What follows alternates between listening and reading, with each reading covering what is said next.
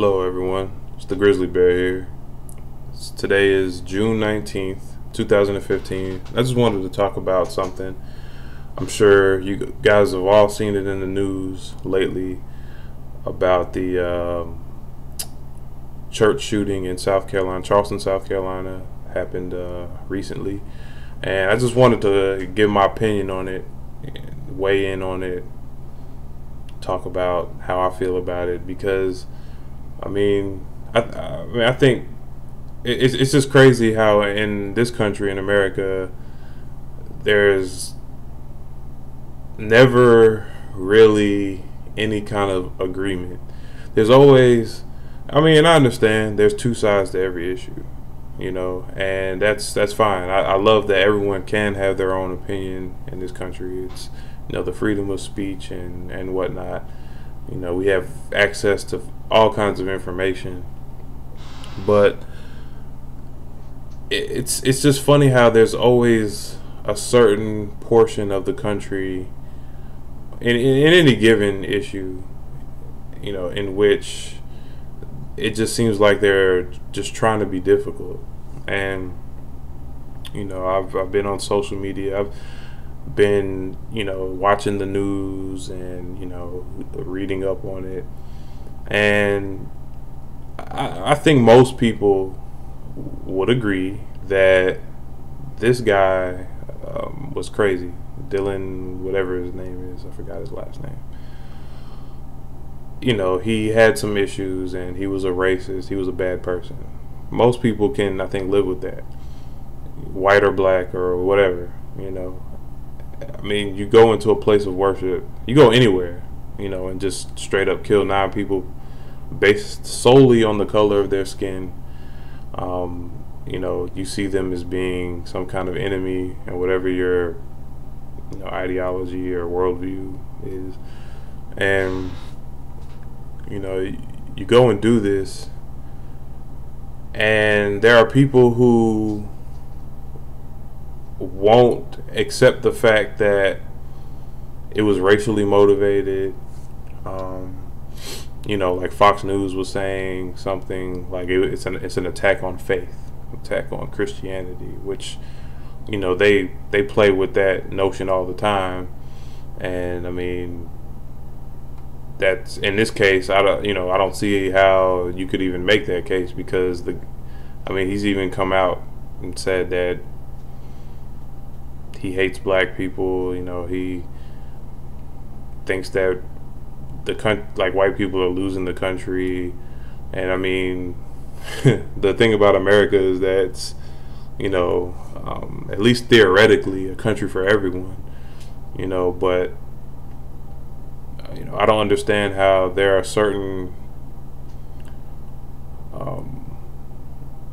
just white people, not just certain members of that race, who feel like this land belongs to them. They're white people, people of European descent, people of African descent are not native to this continent.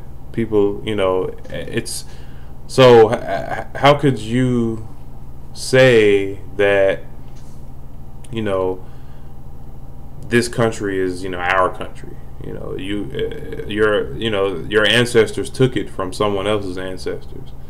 But I'm not really going to go into the history lesson here. I just wanted to provide a little context as to what some people think. And to me, it just baffles me. I got into a debate on Facebook, because there are a lot of black people who are saying right now that they arrested this guy Dylann,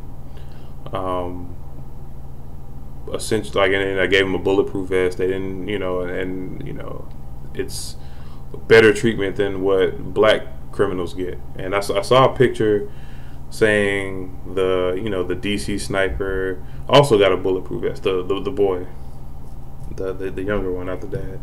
And and it didn't say this explicitly, but it implicitly, to me, as especially as a black male, it implicitly stated that, well, this is the norm. Of course, you're gonna get a bulletproof vest. And it essentially trivializes the struggle that the majority of black people face in a situation like that. Had it been, do you think that had this Dylann guy been black and he went to any place of worship and killed, the people there, and they, a different race, whether they're, Hispanics, whether they're whites or Asians, Native Americans, Indians or whatever, if he went to that place of worship and it had the same kind of, worldview just inverted, and he killed 9 people, killed anybody, one person, do you really think that when when the police saw him, after they considered him armed and dangerous and found him in possession with a weapon, do you really think that in spite, in recent events, not in spite, but with recent events with black young men and women, being brutalized by police, even killed, being unarmed, this guy being armed and dangerous, this black guy, do you think that he would have been taken and given a bulletproof vest? No. I mean, I don't think so. The majority of black people certainly don't think so.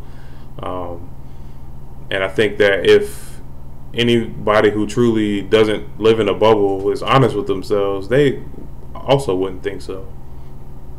So what we have here is a situation that seems pretty unfair. I mean, obviously this guy's gonna get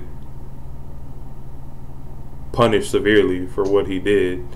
There's no getting around that. I mean, that's, if he were considered not guilty or something on this, then I would totally lose faith in just a judicial system, in just in general.